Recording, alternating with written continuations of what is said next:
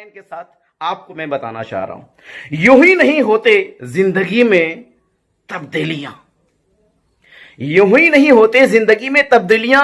अरे रोशन होने के लिए भी मोम को पिघलना पड़ता है साहब।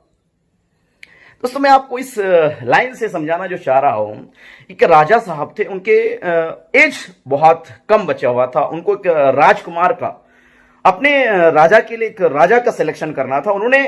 उनके पास 100 राजकुमार थे। उन्होंने क्या किया, एक दिन अनाउंस किया कि मुझे अपने राजा का सिलेक्शन करना है। उनके पास प्रॉब्लम यह था कि 100 राजकुमार, उनमें से किनको सिलेक्शन करूं। उन्होंने एक दिन दावत रखी और दावत में सारे लोगों को बुलाया और उन 100 राजकुमार का सिलेक्शन करने के लिए दावत में सब लोग आए, अच्छे खाने पके थे, सब लोग बैठे।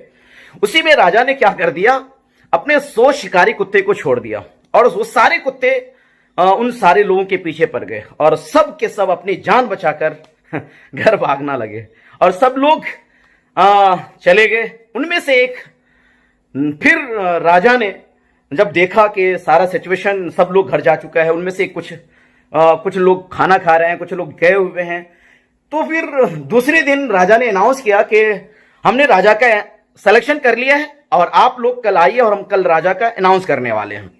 जो मौजूदा प्रेजेंट राजा था, उन्होंने फिर दूसरे दिन इनविटेशन दिया और बुलाया और सब लोग आए और सब लोग एक दूसरे से पूछने के लिए कैसा रहा कल का दिन। अरे मत पूछो, मैं तो डर गया था, मैं उन कुत्तों के जान बचाकर मैं किसी तरह भागा। कुछ लोगों ने बोला अरे मैं तो, सब लोग भाग गए, यहाँ के राजा का जो सिपाही था वो लड़ नहीं पाया, शिकारी कुत्ते को भगा नहीं पाया, मैं लड़ा और मैं शिकारी कुत्ते को 2-3 लोगों को दबाया। उसमें से सब लोग एक दूसरे से बोले, राजा ने पूछा ये बताओ तुम में से किसने खाना खाया। सब लोग बोले मैं खाना नहीं खाया। उनमें से एक था जिन्होंने बोला राजा जी मैंने खाना खाया है। फिर सब लोग चौंके और फिर राजा ने पूछा बताओ राजकुमार आपने खाना कैसे खाया।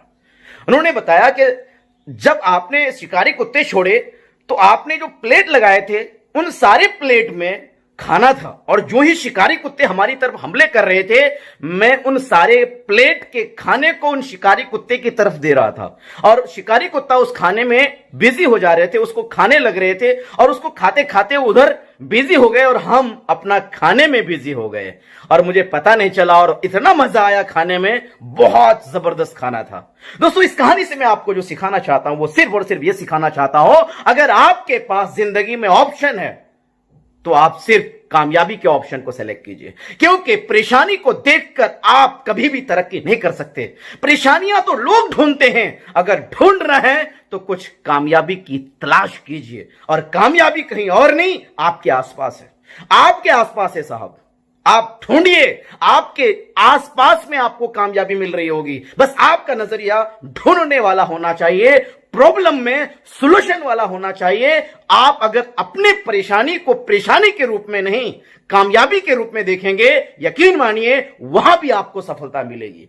तो बस इससे आपको यही सिखाना चाह रहे हैं, इससे आपको यही मैसेज देना चाह रहे हैं कि जिंदगी में कभी भी आप प्रॉब्लम पर फोकस मत कीजिए, सॉल्यूशन पर फोकस कीजिए। अगर आप सॉल्यूशन पर फोकस करेंगे कामयाबी डेफिनेटली मिलेगी, क्योंकि प्रॉब्लम पर फोकस करने के लिए पूरी दुनिया है।